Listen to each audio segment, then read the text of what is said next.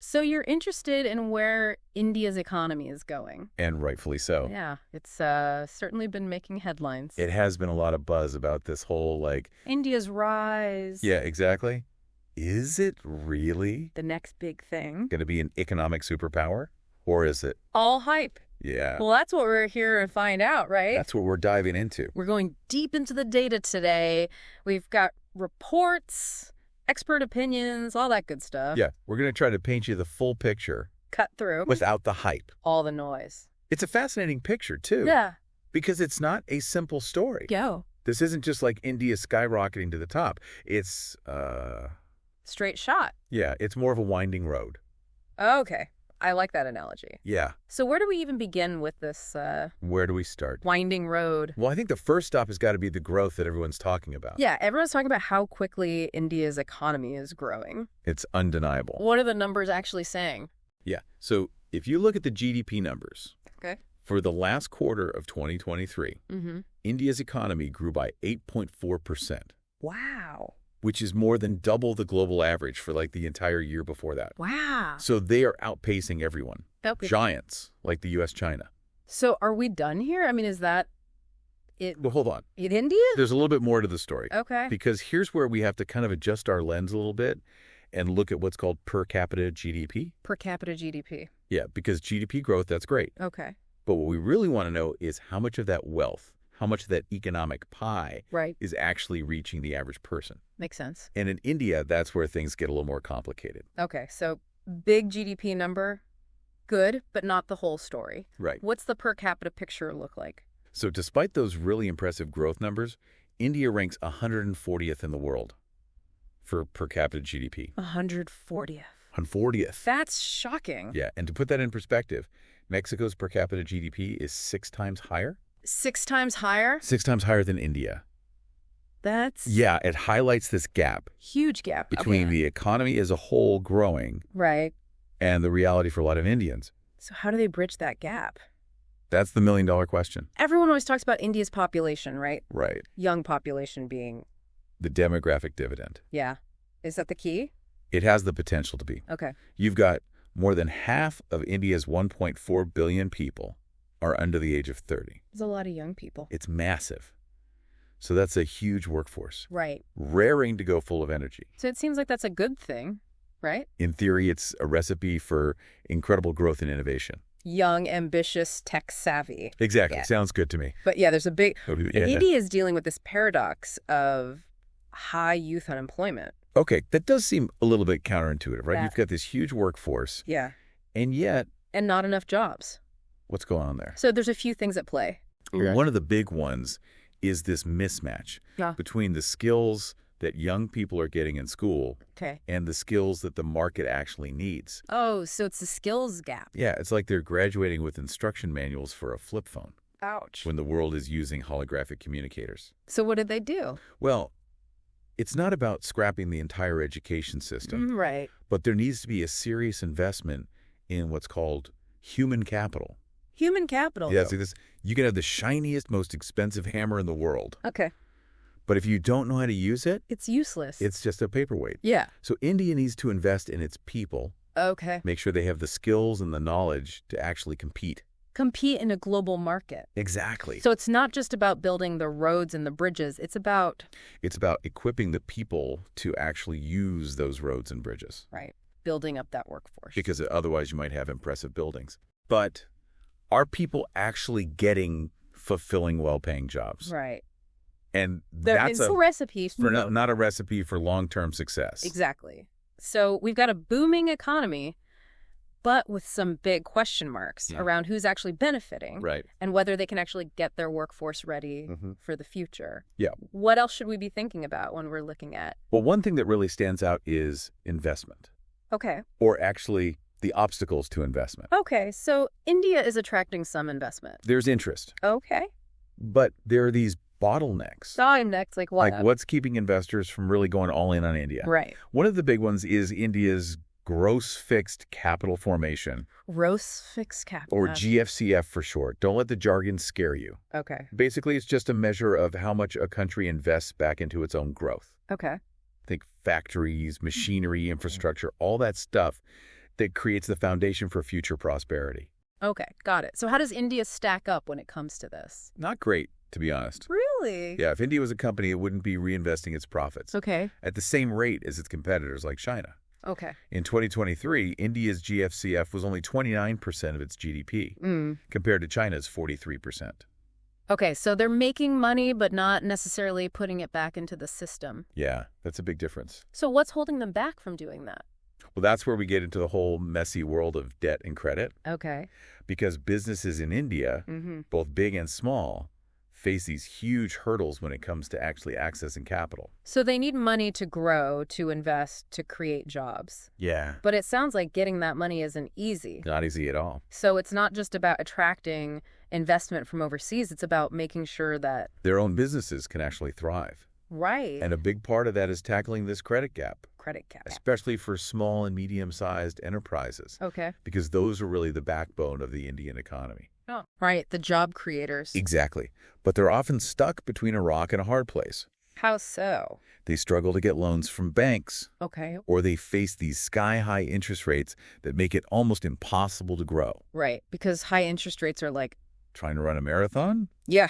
with lead weights strapped to your ankles? It's not exactly a recipe for success. Not at all. Oh. And it creates this vicious cycle. How so? Low investment leads to slower growth, which makes it even harder to get credit, Right. which stifles investment even more. It's like they're stuck. Yeah, it's a tough situation, but it's not all doom and gloom. Okay, good. There's some bright spots in the Indian economy. Yeah, tell me about those. Sectors where they're not just keeping pace, but they're actually leading the pack. Okay, so where is India really shining? Well, one of the most exciting areas is tech. Tech? IT startups, the whole nine yards. Okay. They become a global tech powerhouse. They've been on the scene for a while, but it seems like they've really shifted into overdrive. They really have. What's driving that? Well, for one thing, they have this huge pool of young, talented, English-speaking workers, legions of skilled programmers, engineers, Okay. ready to jump into that global tech arena. So their education system, despite its challenges, it has created this incredible talent pool. It really has. Yeah. And it's not just the raw talent. Okay. There's a real entrepreneurial spirit in India. Yeah. The startup scene is exploding. Is They're it? tackling things like e-commerce, healthcare, you name it. And attracting a lot of investment too, right? Oh, yeah. Billions of dollars pouring in from all over the world. We're talking about companies like Flipkart, Ola. Exactly. Those are household names. And it's amazing to see these homegrown companies. Homegrown success stories. Yeah, that are now these major players. And it's not just about replicating what's being done elsewhere, right? Okay. They're using technology to solve problems that are specific to India. Yeah, like really tailor-made solutions. Exactly. It's a hotbed of innovation over there. So we've got the established players, we've got the startup scene bursting onto the scene. What other sectors are looking good? Well, with their energy needs and their vulnerability to climate change, Yeah. renewable energy is a huge focus for India.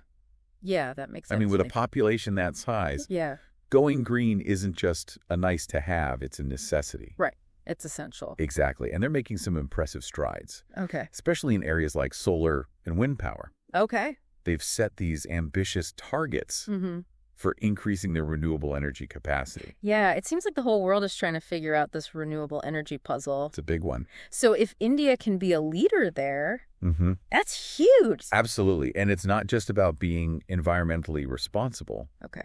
It's about economic competitiveness. Right, because the global economy is shifting. It's already happening. Yeah. The world is moving towards cleaner energy, Yeah. and India wants to be a major player. So they're thinking long term. Yeah. Okay, what about manufacturing? Manufacturing. It's been kind of a key part of The economic superpower playbook. Exactly. You got to make stuff. Right.